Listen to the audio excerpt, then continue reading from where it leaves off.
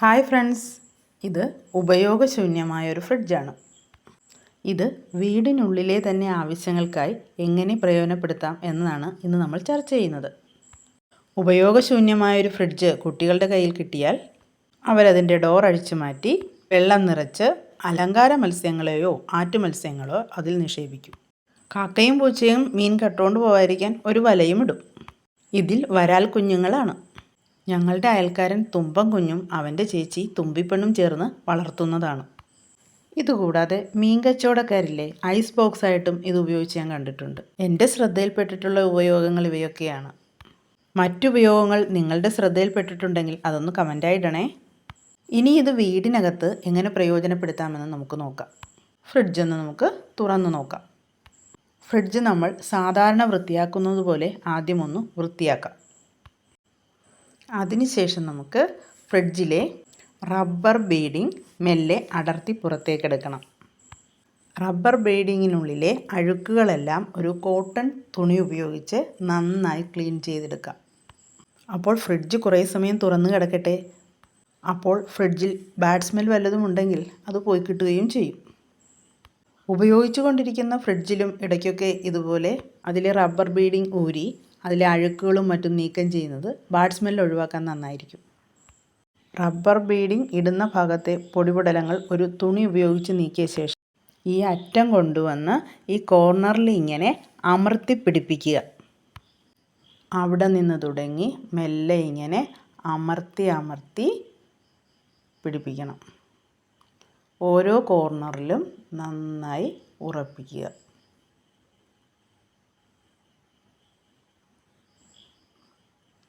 അതിനുശേഷം ഈ സൈഡ് അതും ഉറപ്പിച്ച് അതിൻ്റെ കോർണറിലെത്തിയ ശേഷം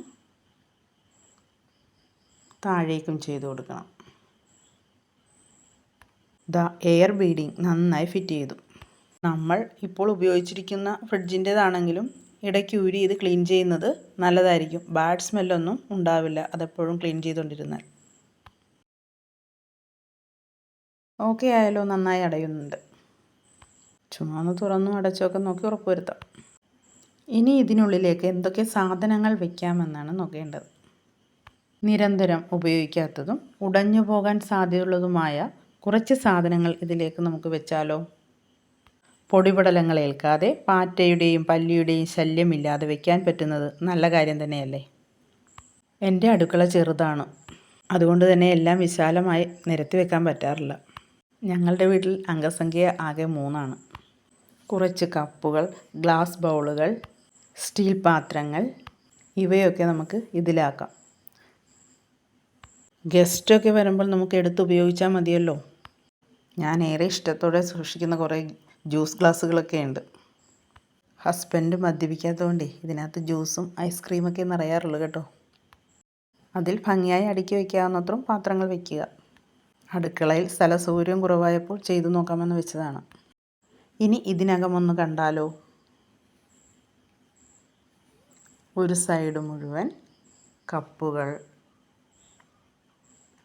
ഡോറിനോട് ചേർന്ന് കപ്പുകൾ, ജ്യൂസ് ഗ്ലാസ്സുകൾ, സ്റ്റീൽ പാത്രങ്ങൾ, അമിക് ബൗള്, ഗ്ലാസ് ബൗളുകൾ നോക്കിക്കേ, നല്ല ഭംഗിയില്ലേ?